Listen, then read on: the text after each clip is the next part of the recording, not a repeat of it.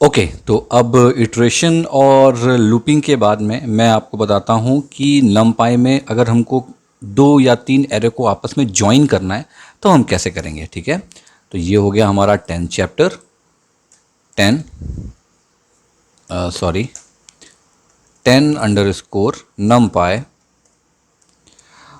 इसको कर देता हूँ मैं एरे ज्वाइनिंग, ठीक, डॉट पाई। देखो ज्वाइनिंग का मतलब तो आप सीधे समझ रहे हो कि देखिए 2 या मोर एरे को एक सिंगल एरे में हमको कंपोज करना।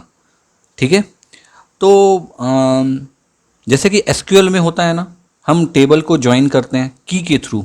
एक पर्टिकुलरली एक इंडेक्सिंग होती है, इंडेक्स की होती है, एक यूनिक की होती है। ठीक है, लेकिन नंपाई में क्या होता है कि आप जब 2 एरे को ज्वाइन करोगे तो एक्सेस के बेसिस पे करते हो। ठीक है, इसके बारे में देखते हैं कि ये क्या हो रहा है। हम थोड़ा सा डीप एनालिसिस करेंगे इसमें, तो मैं यहाँ लिख देता हूँ ज्वाइनिंग द numpy एरे। ठीक है, तो इसमें क्या करेंगे हम, मैं नीचे यहाँ पे जाता हूँ, here for this we will pass concatenate. Concatenate ये जो फंक्शन होता है ना, इसको हम करेंगे। ठीक है, इसके थ्रू हम सब कुछ करेंगे। मैं इसको कर देता हूँ वर्ड वेब। चलो नीचे आ जाओ, यहाँ पर फिर मैं एक इंपोर्ट करता हूँ। सबसे पहले तो हमारा बेसिक जो हम करने वाले हैं, import numpy as np। Okay, अब मैं एक यहाँ पे वेरिएबल लेता हूँ शरद नाम से। ओके, इसको यहाँ पे एक इंडेक्स पास करता हूँ, एक इंटीजर पास कर देता हूँ इसमें। ठीक है, सिंबल 1 डायमेंशनल का। तो मैं लिखता हूँ numpy dot array ARRAY। Okay, और इसके अंदर मैं करता हूँ 1 कर देता हूँ, 2 कर देता हूँ, 3 कर देता हूँ, 3 वैल्यू पास कर देता हूँ। ऐसे ही एक और बना लेता हूँ शरद 1 के नाम से। ठीक है, इस पर भी सेम करता हूँ np डॉट इस पर कर देता हूँ एरे, और यहाँ पर कर देता हूँ पास में 4 5 6। ठीक है, अब यहाँ पर इन दोनों को कॉन्कैटिनेट करना है, दोनों को जोड़ना है हमको। ठीक है, तो हम कैसे जोड़ेंगे, np डॉट, इसका एक फंक्शन होता है जिसको हम कहते हैं कॉन्कैटिनेट। तो देखो यहाँ पर क्या है, जैसे हमने लास्ट चैप्टर पे हमने देखा था ना इटरेटिंग पे, हमको np के अंदर लेना है सब कुछ। आप अगर यहाँ पे सीधे लिखोगे कॉन्कैटिनेट, ये देखो ये ऑप्शन यहाँ पे आ जाएगा आपके पास, बट ऑटो इंपोर्ट हमको नहीं करना है, हमको ऐसे यूज़ नहीं करना है। आप इसको जो मॉड्यूल है आपका numpy, आप उसके थ्रू ही लेना बेस्ट प्रैक्टिस के हिसाब से, कॉन्कैटिनेट। ठीक है, अब इसमें क्या आप क्या करो, दोनों जो वेरिएबल हैं आपके शरद 1 और शरद, इसको पास कर दो।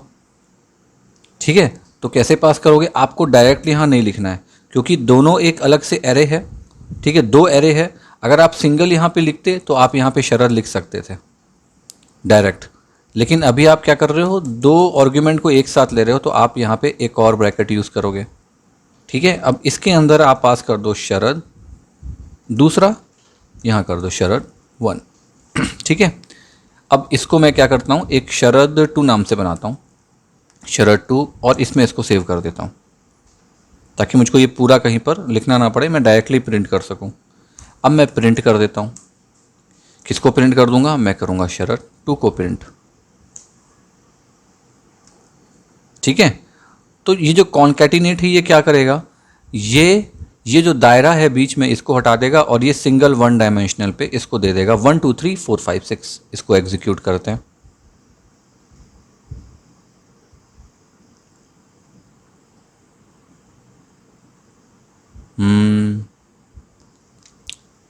थोड़ा सा टाइम लेगा ये, क्योंकि एक्चुअली 2-3 प्रोसेस मेरे यहाँ चल रहे हैं, कुछ इंस्टॉलेशंस भी चल रहे हैं। तो ये आ गया, देखो आउटपुट आपके पास 1 2 3 4 5 6। हमने ये 2 एरे को आपस में जोड़ दिया numpy पे। पाइथन, नॉर्मल पाइथन में हम तो अलग तरीके से जोड़ते हैं। ठीक है, अब मान लो आपके पास, ये तो 1D की बात हो गई, आपने दो 1D को जोड़ा। अगर आपके पास दो 2D होगा तो कैसे करोगे? यहाँ पे ले लेते हैं एक कमेंट, यहाँ लिखते हैं जॉइनिंग ऑफ 2D। ठीक है, लेकिन यहाँ पे क्या होगा ना, आपको एक वैल्यू देनी पड़ेगी जिसको हम कहते हैं रोज वैल्यू। हमने एक्स एक्सिस वाई एक्सिस पढ़ा है ना। एक्स एक्सिस को बेसिकली बोला जाता है नॉर्मल लैंग्वेज में रो, और वाई एक्सिस होता है आपका कॉलम। ठीक है, तो अगर हम रो की बात कर रहे हैं तो एक्सिस लेना पड़ेगा हमको। ठीक है, तो मैं यहाँ पे लिखूँगा 2D arrays along with ALONG along with rows, मतलब हमारा एक्सिस AXIS, इसको मैं कर दूंगा 1। मतलब हमने उसको क्या बोला, इसके थ्रू हमने उसको क्या आर्ग्यूमेंट पास किया कि भाई आप एक काम करो, ये जो चीज़ें आपने लिखी हैं ना, इसमें दो दो आपने इंडेक्सिंग ली है, मतलब आपने इसको 2D बनाया है, इसको आप दो आर्ग्यूमेंट को एक एक्सिस ले लो, मतलब 1 2 एक हो गया। ठीक है, और देखो 5 6 एक हो जाएगा इस टाइप से। ठीक है, तो मैं एक पहले एग्जांपल लेता हूँ इसको। यहाँ पर मैं क्या करता हूँ, यहाँ पे करता हूँ इंपोर्ट। ओके, और इंपोर्ट करता हूँ numpy एज np। उसके बाद यहाँ पर मैं इसी को उठा लेता हूँ, ये वाला उठा लेता हूँ, और इस पे बस मैं चेंज कर दूँगा, कॉपी पेस्ट यहाँ पे। ठीक है, अब इसके अंदर मैं 2D देता हूँ, ये 1D है ना, इसको हम कर देते हैं 2D। तो 2D के लिए मुझको क्या करना पड़ेगा, 1 और 2, यहाँ ले लेता हूँ 1 और 2, उसके बाद कॉमा, यहाँ पर ले लेता हूँ 3,4। ओके, फिर सेम मैं आ जाता हूँ नीचे, यहाँ पर मैं फिर से इसको 2D बनाता हूँ, इस वेरिएबल को भी। ठीक है, यहाँ ले लेता हूँ मैं 5 6 7 8। ठीक है, ये मैंने दो 2D बना दिए अलग अलग, एक शरत पे सेव कर दिया, एक शरत 1 पे सेव कर दिया। अब मैंने बोला इन दोनों को मुझको कॉन्कैटिनेट करना है, लेकिन मैं यहाँ पर क्या करूँगा, यहाँ पर इनको एक और दूंगा आर्ग्यूमेंट, इसको बोलूँगा एक्सिस। देखो एक्सिस इज इक्वल टू आ गया, यहाँ पर मैं कर दूंगा 1। ओके, तो ये क्या करेगा मालूम, देखो हम कॉलम की बात कर रहे हैं, एक तरह से आप देखो तो ये 1 और 2 और 5 और 6 एक कॉलम है, 3 और 4 और 7 और 8 ये भी एक कॉलम है। ठीक है, तो ये और ये और ये अलग अलग, क्योंकि ये सब एक दूसरे को बिलोंग करता है। समझ लो इसकी इंडेक्सिंग 0 है, इसकी इंडेक्सिंग 1 है, तो जो इसकी इंडेक्सिंग 0 है तो नीचे वाले की भी 0 है, इसकी 0 है, इसकी 1 है तो इसकी भी 1 है। तो ये दोनों आपस में कोरिलेट होगा, ऐसे नहीं होगा कि 1 2 3 4 5 6 7 8, इस तरह से ये ज्वाइन नहीं होगा। ये होगा 1 2 5 6 और दूसरा वाला 3 4 7 8। तो जब भी आप कोई प्रोग्राम करोगे तो इसका ध्यान रखना। ठीक है, मैं आपको इसको दिखाता हूँ, प्रिंट हम किसको, शरत 2 को हमको प्रिंट करना है। ओके, तो कैसे होगा, 1 2 5 6 ऐसे होगी ज्वाइनिंग, 3 4 7 8। इसको एग्जीक्यूट करके दिखाता हूँ आपको, देखो 1 2 5 6 3 4 7 8। ओके, इंडेक्सिंग पे ये खेलेगा, ऐसा नहीं है कि कहीं से भी उठा के किसी को भी ज्वाइन कर देगा, ऐसा नहीं कर सकता वो। ठीक है, इसी में एक टर्म होता है जिसको हम कहते हैं स्टैकिंग, मतलब स्टैक फंक्शन होता है बेसिकली ये। ठीक है, हम क्या करते हैं कि मैं एक काम करता हूँ, पहले ना यहाँ पे डेफिनेशन उसकी लिखता हूँ, नहीं तो मैं आके आपको डेफिनेशन से मैं समझा पाऊँगा अच्छे से, ये तो फिर मैं जो लिखना है ना मैं उसको भूल जाऊँगा।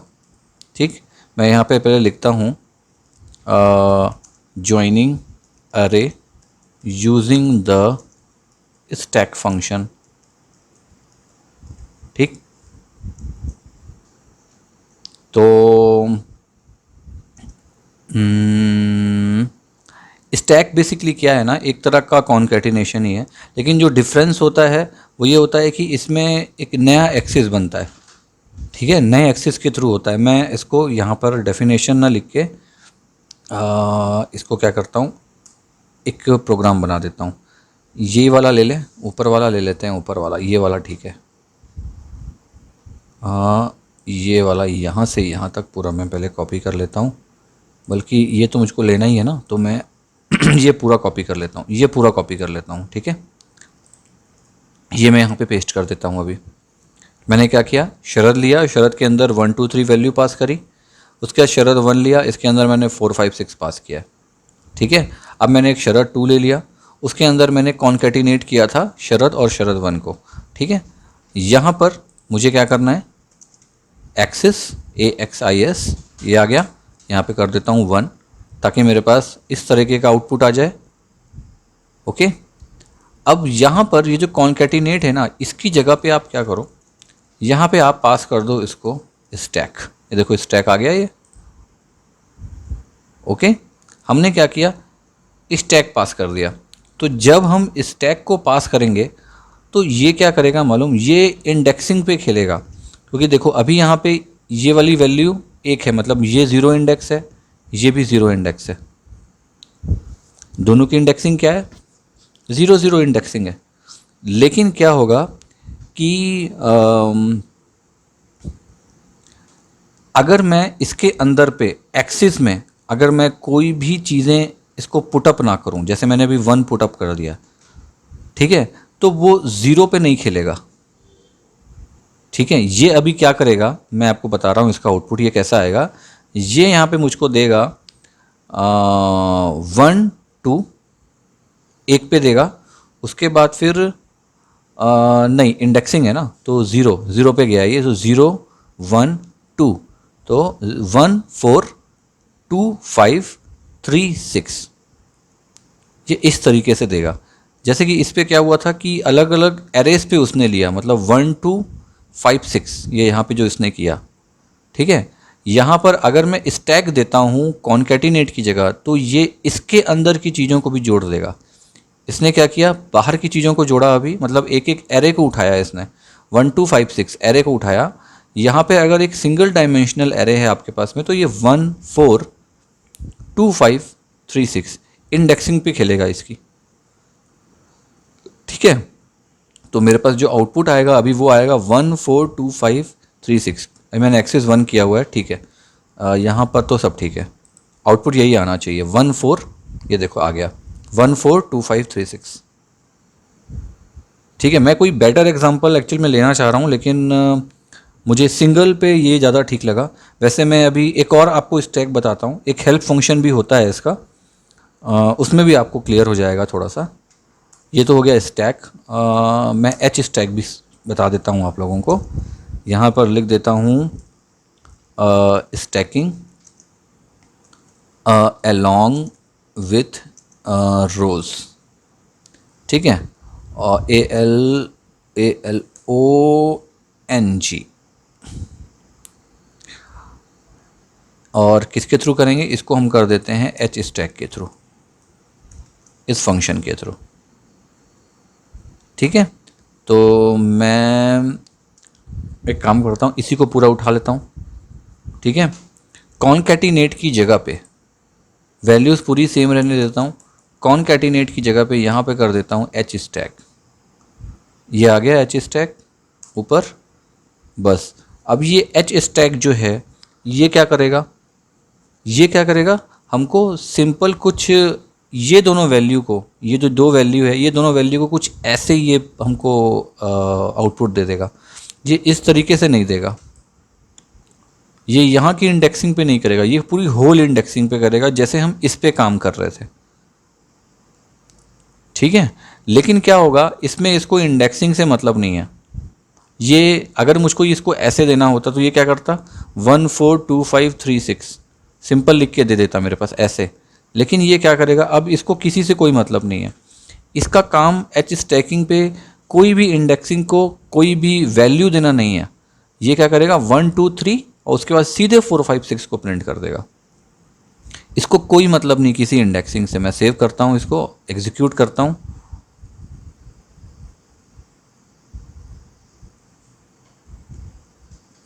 आज स्लो है मेरा सिस्टम बहुत। एक्चुअली में बहुत सारे फंक्शन एक साथ चल रहे हैं, एक इंस्टॉलेशन भी चल रहा है और एक इसको मैं एक बार और एग्जीक्यूट करता हूँ।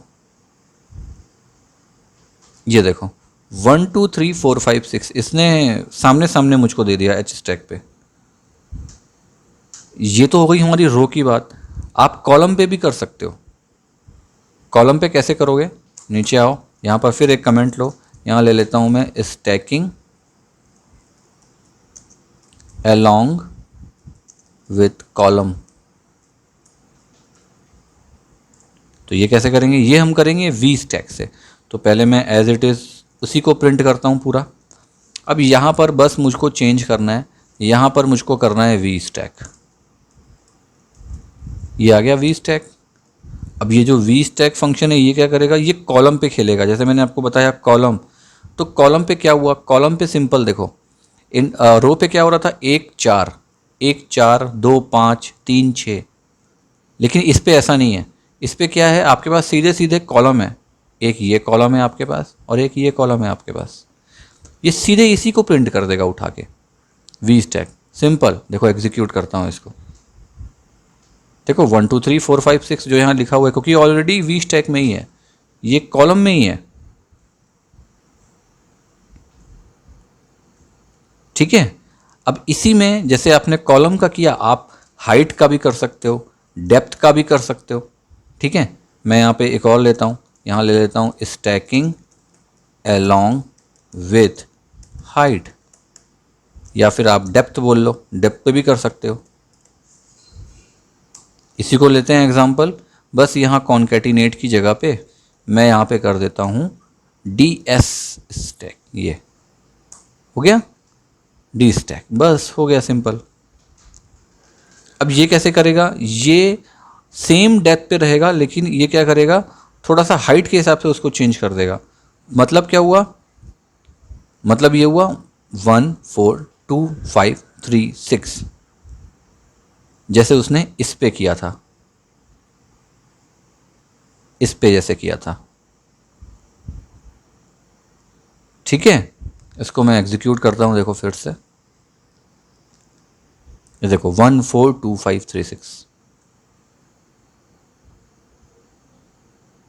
ठीक है। आपको ऐसा लगेगा कि यार ये सब चीज़ें जो हो रही हैं ना, ये थोड़ी सी आउट ऑफ माइंड हो रही हैं, ये क्या हो रहा है हमको समझ में नहीं आ रहा। ये वाला फंक्शन ds स्टैक और एच स्टैक, ये सब तो सेम ही सेम दिख रहा है, थोड़ा बहुत अंतर हो रहा है। लेकिन मैं आपको फिर बोल रहा हूँ, एक बार ना सारे आउटपुट को, जब हम सारे आउटपुट को लेते हैं ना, ये सारे आउटपुट आपके सामने हैं यहाँ पे, ये सारे के सारे आउटपुट को आप ले लो। अब आप सारे आउटपुट को लोगे कैसे?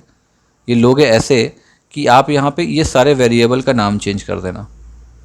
शरद 1, शरद 2, शरद 3, शरद 4, शरद 3। उसके बाद यहाँ से 4 5 6 ऐसे अलग अलग करना। तो क्या होगा? ओवरराइट नहीं होगा। और ये जब ये ओवरराइट नहीं होगा ना, तो आपके सामने ये सारे के सारे आउटपुट एक साथ सामने आएंगे, आपको पूरा अंतर समझ में आ जाएगा। मैं पर्टिकुलरली एक एक को पकड़ पकड़ के कर रहा हूँ। ठीक है। तो कई बार ओवरराइट होता है, ओवरलैप हो जाता है, तो कोई प्रॉब्लम नहीं है, लेकिन अंतर है, बहुत अंतर है। और जब आप किसी प्रोग्राम में यूज़ करोगे ना, तब आपको एक अच्छा खासा अंतर समझ में आ जाएगा जॉइनिंग का। वैसे आपके लिए बेस्ट ये है, आप कॉन्कैटिनेट का यूज़ करो। कॉन्कैटिनेट बेस्ट होता है, लेकिन आउटपुट बहुत खेलता है। खासकर 1D के लिए ठीक है कॉन्कैटिनेट, लेकिन 2D के लिए ठीक नहीं है। 2D के लिए अलग आपको एक्सिस यूज़ करना पड़ेगा। ठीक है। या फिर स्टैकिंग का यूज़ करो। ठीक है। तो होप आपको ये ज्वाइनिंग वाली चीज़ें जो हैं ये प्रॉपर क्लियर हो गई होंगी। नहीं हुई होंगी तो कोई बात नहीं, आप रिवाइज़ कर लेना। अगर रिवाइज़ में भी नहीं समझ में आ रहा है, तो अभी हम आगे एक फंक्शन बनाएंगे ना, एक बढ़िया सा प्रोग्राम बनाएंगे लाइव, मैं उसमें रिवाइज़ करवा दूंगा प्रॉपर लाइव एग्जांपल से। लाइव प्रोजेक्ट रहेगा जो। ओके, चलो ठीक है, इस चैप्टर को यहाँ पे रोकते हैं और चलते हैं हमारे नेक्स्ट चैप्टर की तरफ। ओके।